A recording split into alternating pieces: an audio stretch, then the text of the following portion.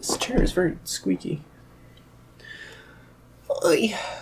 Hey, just woke up from a 6-month nap, and I'm ready to tell you about things I've seen in the past few weeks. Just a quick heads up, this isn't gonna be a list of everything I've seen this month, nor is it even a list of things that came out this month. I'm just gonna be talking about things that I've seen this month that I felt like talking about.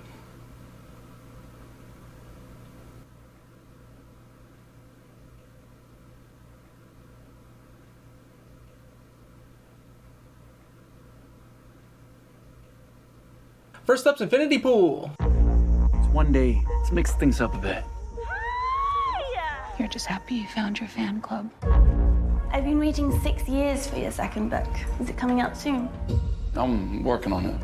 Infinity Pool is a film by Brandon Cronenberg, son of the legendary filmmaker David Cronenberg, and I think it's interesting that while his father has made such heavy contributions to the world of body horror, Brandon seems to have more of an interest in the similar but adjacent medical horror.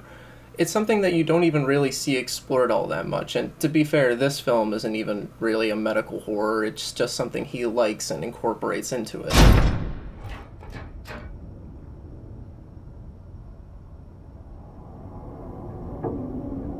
The film is about Alexander Skarsgård going on vacation to Chile, As some of you may know, we are approaching the rainy season here in Litolka.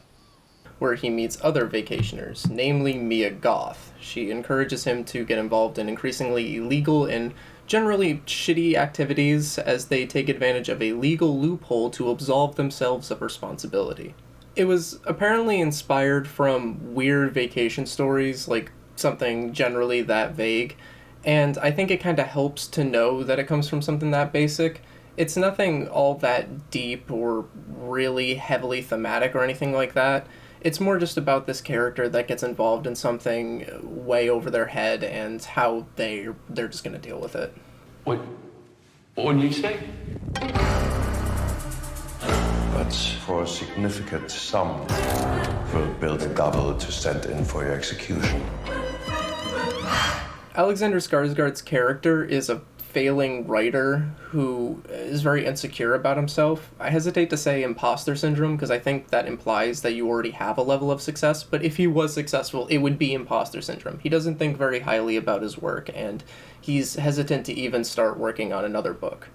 Later on in the movie, Mia Goth's character berates him for being like this egotistical narcissist, which he really isn't. He isn't a great guy. He's doing all these shitty things, but that's because they're kind of taking advantage of his vulnerability to get what they want from him. And, I mean, he's a victim at the end of the day, more than really a bad guy. And, like I said, this isn't really about some deep character study. I feel like it's more just about the fun of the ride, and you can call it style over substance if you want, but I think it's just a simple story with a lot of creative ways to tell itself.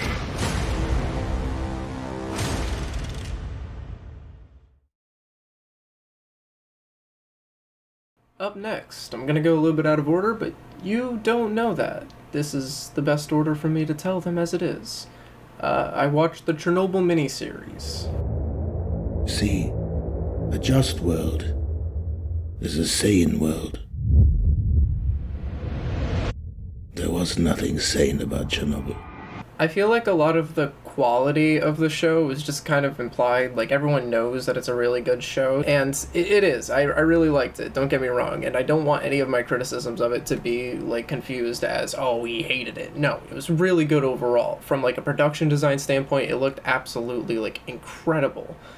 It just made me constantly think of the fact that there isn't really anything else as an alternative for it.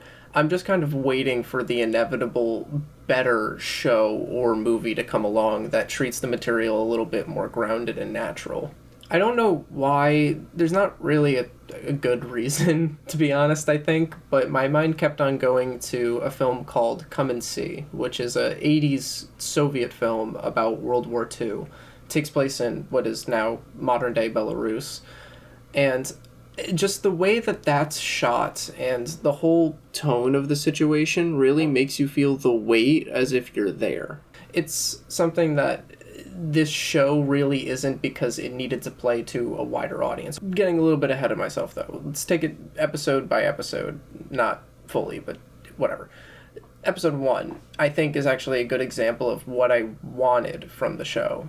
It drops us just straight into the scenario, and we just kind of get it. Like, we just understand what's going on. We understand all of the different character dynamics.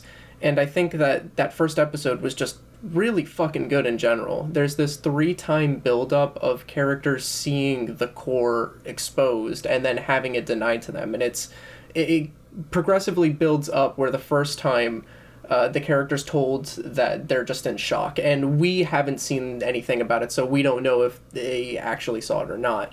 Then we see characters go down there, we follow them, and see the core exposed with our own eyes. They're also told, no, you're in shock, you're delusional, whatever. And finally, someone gets sent up there despite the fact that they don't want to, and then are told to report back on what they see, and then are screamed at saying, no, you're a liar, you did not see that. And it's just this beautiful buildup of events that makes that episode like an incredible little short film on its own. The biggest problem is that every other episode focuses on these 3 characters in this kind of NCIS, CSI, Law and Order cop show-esque way that makes it seem like they're this elite squad that helped solve Chernobyl. And in reality, there was all of these moving pieces, things that we do see, all the miners and the machines that don't work, and all these things throughout the episodes. I just wish we focused more on all the little moments in how they stopped Chernobyl from happening, from getting worse than it was. Because, I mean, that event in and of itself is so big and massive, we don't need to have these character melodramas thrown on top of it. And that's honestly the biggest detractor for me.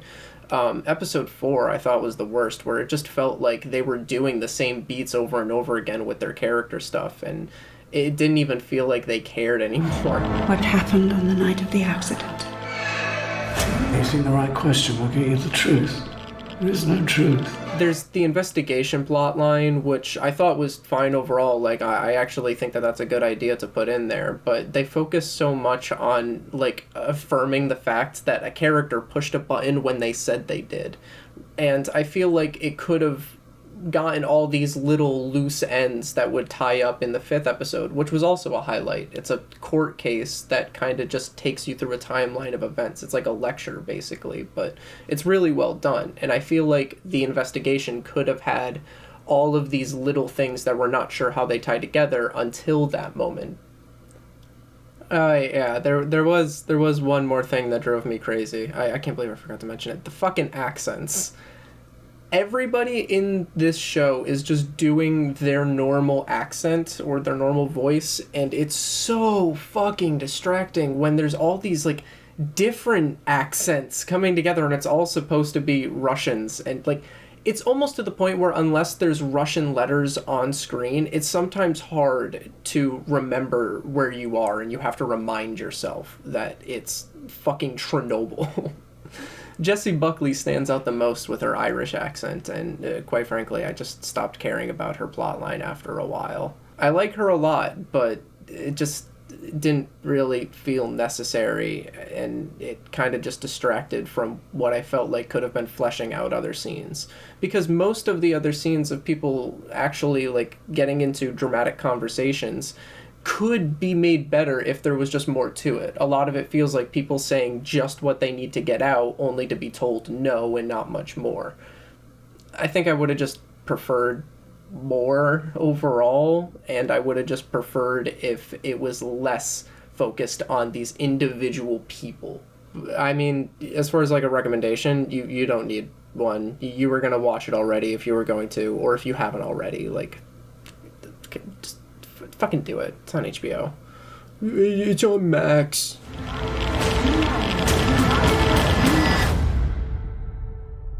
Madness.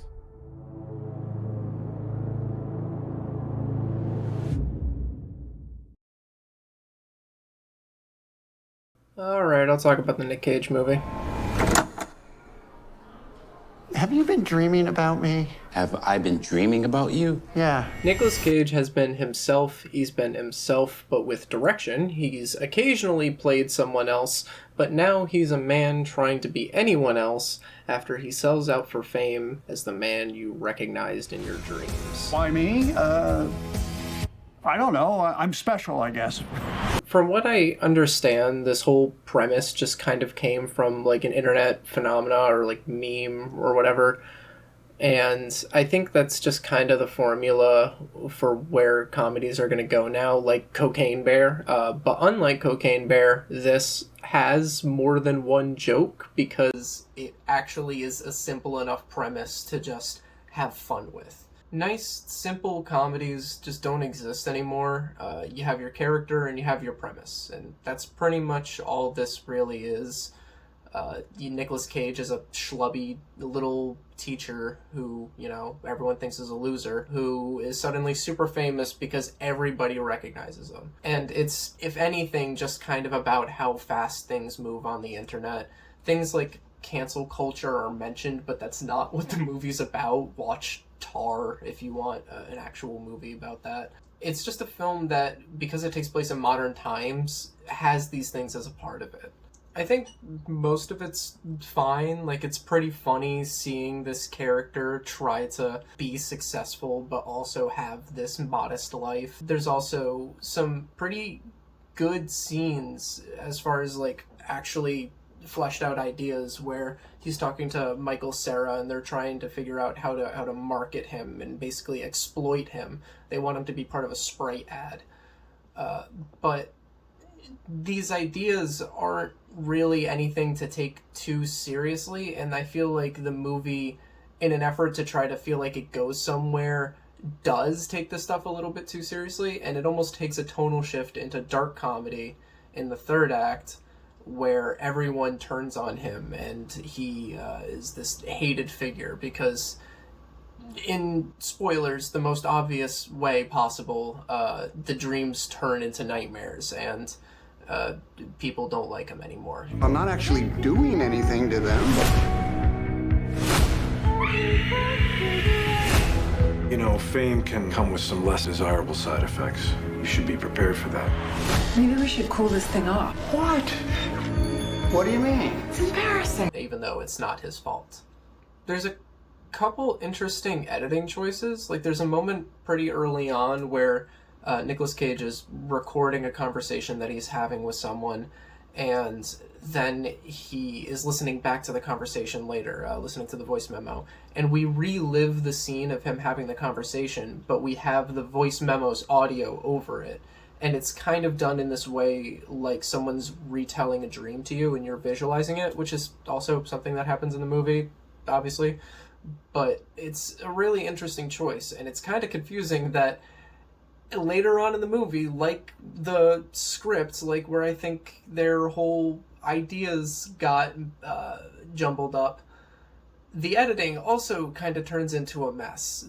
Hey, editing plant here, and I know, very rich of this motherfucker to complain about editing, but what I can't show you and can only describe is that there are jump cuts in this movie, and there are shots that mirror themselves between cuts, and it all just feels like bad editing, because these don't come in dream sequences, and it feels like more bullshit to say that this is something to be like, life is like a dream, man. It's just bad editing, because it all comes at an emotional moment where it feels like it's straining itself to try to have these scenes happen. To be honest, like, all of these things just should have been cut, because the jump cuts in this video make me cringe. That shit, it's embarrassing. It goes on for way too long towards the end. It's like 20 minutes after what I thought would be like an ending. They had a better one, turns out, but it's just so much nothing at that point, because it's not a fun comedy anymore. It turned into dark comedy where everybody hates him and he's an extra schlubby loser. It's fine. If you were interested in it, give it a watch, but I wouldn't take it as seriously as it seems to take itself by the end, or even really recommend finishing it. Just honestly, after the marketing scene, you can probably stop watching it. It's just a fun little idea for a while. Guess I'll see you in my dreams. Yeah. Of course not.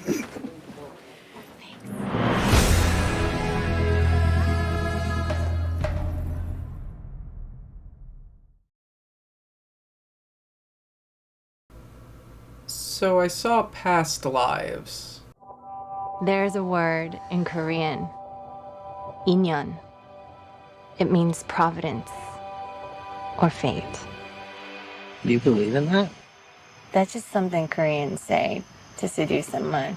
Just explaining what the movie is, I don't think would do it justice, but I mean, I can try.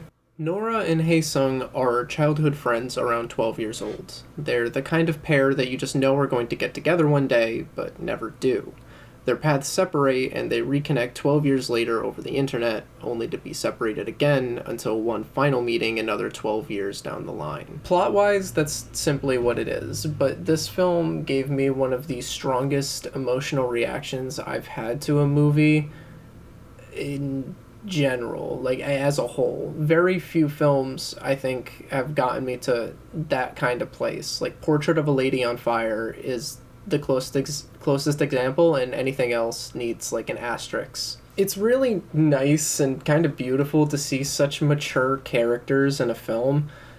They're idealistic characters in almost every sense of the word, both like in their desires. They want the ideal thing, they want the perfect thing, but they're also the kind of people that we wish that we can meet in real life, the kind of people that are able to express themselves just so almost effortlessly and say the things that we don't necessarily want to hear, but are the most genuine kind of affirmations that come from the heart. There's a scene where Nora and her, spoilers, husband are lying in bed, and he's kind of opening up about his insecurities in a way that kind of makes you look at that character differently than the way you had up until that point. Childhood sweethearts who reconnect 20 years later only to realize they were meant for each other. We're not meant for each other. I know. In the story, I would be the evil white American husband standing in the way of destiny. Meanwhile, think about it, our story is just so boring. We met at an artist residency. We slept together because we both happened to be single.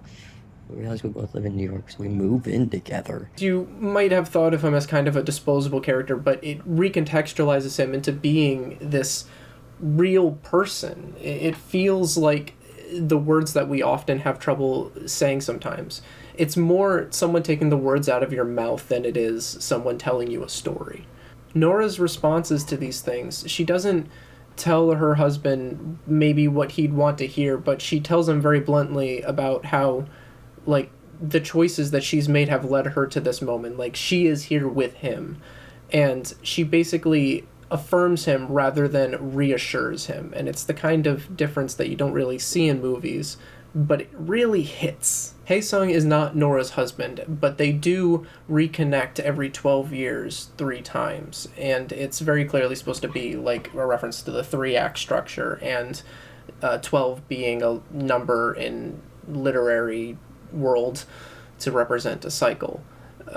This is something that like normally would be very clear of a heightened reality, but because Nora and her husband are writers, this is more just the story of their lives, and I like that context. There's also a ton of parallels between Nora and Celine Song, the director, that I don't think can be ignored. I don't know anything about her personal life or if this is about anybody in her life specifically, but it feels like the romantic retelling of her life in a way that I think is just kind of beautiful. Like, it's a great filmmaking story to hear that she's basically just created her own fictional biopic of her world that's this thing, this beautiful work of art. I mentioned idealism, and that's very much like the heavy theme of it. Hae-sung is someone who their position with Nora, like, it's such a perfect relationship, but he just wants to get that perfect moment, right?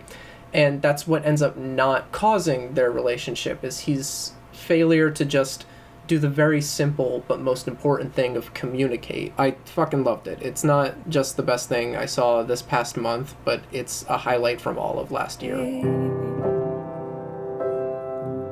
Want you to stay.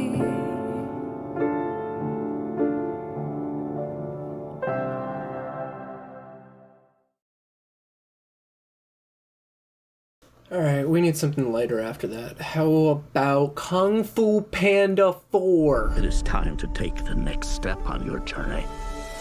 I'm not going to be the Dragon Warrior anymore? You will advance to spiritual leader of the Valley of Peace. Inner peace. My brother wanted to see it. We went to the movies. I know, I'm cool as shit. Movie was mid. This is not working at all. And I know that's not a very interesting take for Kung Fu Panda 4, but I would much rather talk about a movie that I think is mid if there's something interesting to say than just be like, yeah, it was good. So let's get into it. Good news. What do I know about being a spiritual leader? What is it you're holding? A cookie? I think that a prestigious character stepping down and accepting that they're not going to be the best forever is a really good idea in this current time where people are kind of souring on exceptionalist attitudes. Or maybe I'm projecting because I was young when these movies came out and now I'm socialist. But my point being that it's cool to see a fourth movie in the franchise about a singular character where that singular character is accepting of the fact that they're just not going to be the cool one anymore. At least that was one of the ideas, because this movie has so many things just thrown into it and it confuses everything else about it. There's a moment that, at least artistically, is kind of interesting where the new character introduced to the movie is having their backstory told, and there's a bunch of different art styles and they're jumping between them as if going through like different phases of their life. Side note, I think that that's part of like the multiverse influence, and I think animation is just going to start implementing that in areas where it doesn't even really make sense to. That's my prediction. Hard lock. Back to what I'm saying. Everything in the movie felt like that art collage style. It felt like we're going to have this villain that is a chameleon that sucks powers from others. And the obvious idea there is to then have your hero overcome them by being themselves. But that's not what this is. This is a passing of the torch where the new person is the cool one. And you could say that it's about, you know, being cool and accepting of that with yourself. You know, like there is something there, but that's not what this is. Poe is still the ultimate dragon warrior badass guy that he's been for like fucking 10 years or whatever. There's a plot line with Poe's dads where a big thing is saying like, oh, sometimes you have to pretend to be brave. So no, again, it's not about being confident in yourself and all of these things. It's just a bunch of different plot lines and ideas thrown together with no real cohesion between any of it. And I'm sorry if it sounds like I'm getting way too hard on Kung Fu Panda 4, but like, at what point do we just throw Coco Melon up on the screen and call it something else? Like, kids' movies are supposed to be really easy to understand. They're meant for kids.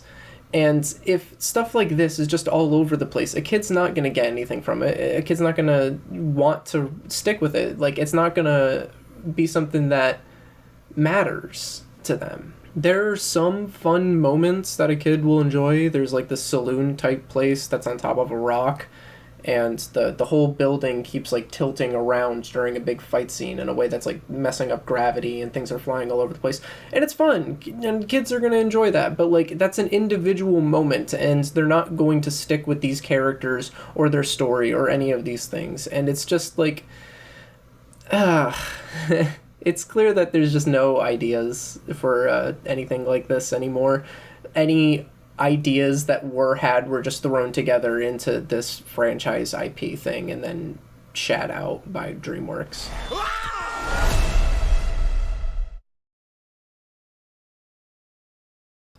And finally, the big one, it's Dune. I also rewatched the first one before seeing the second, so I'll talk about that as well real quick.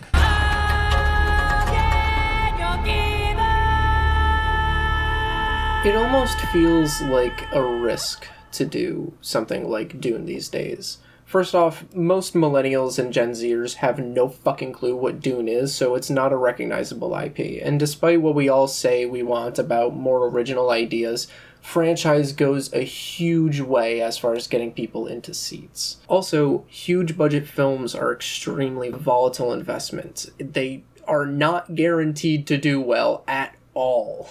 On top of that, Dune was adapted into a film before, but it was a huge flop, and it didn't even catch on among David Lynch fans, which, that's saying something. Those people are loyal.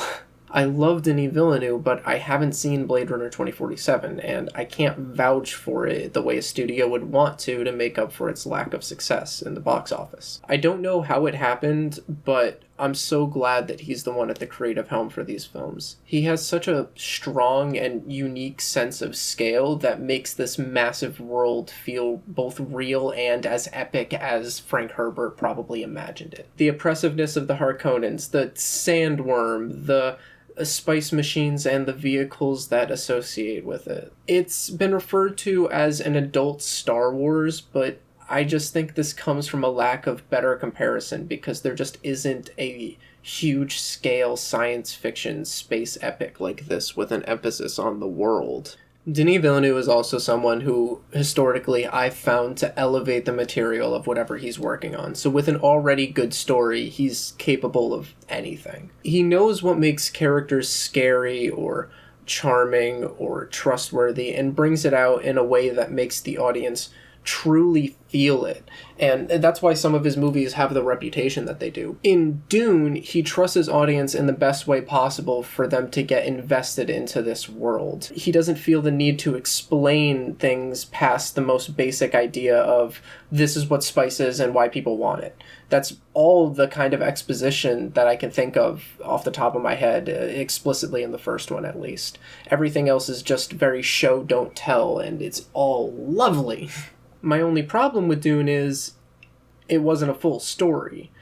Denis Villeneuve's script elevating powers can only go so far. For 2.5 hours, it's very well paced and has a very satisfying climax, but all of the things that it sets up about the upcoming battle against the Harkonnens or aligning with the Fremen or the whole you are their savior thing are just not explored in this film and are meant for the second one. And so, in a way, the people who didn't watch it when it first came out are kind of in a better position to watch it now, as I feel like the people who did watch it back then are probably forced to rewatch it now to even feel like they have somewhat of a cohesive story. There's great performances from Rebecca Ferguson and Josh Brolin and Stellan Skarsgård, but none of their arcs get resolved in this movie. It's all left for the second one. Even Oscar Isaac, who does everything that his character needs to do, doesn't have the consequences of his actions resolved until the second one. It's hard to appreciate everything that goes into these characters by the actors and the director when everything just isn't here. To get to Timothée Chalamet, I didn't really like him compared to everyone else, but over time I've kind of warmed up to him as this guy who, just because of who he is and his charisma, or his implied charisma, just continues to move up in the world. Which, I mean, I'm not saying that's meta or anything, I just think it works in its own way. With that said, even he doesn't do all that much, because that's meant for later. Which is now. The second one's out. And even though there was a third one announced, there still is a complete story here. This isn't like the first one. I feel like we can just watch these two and not need any more.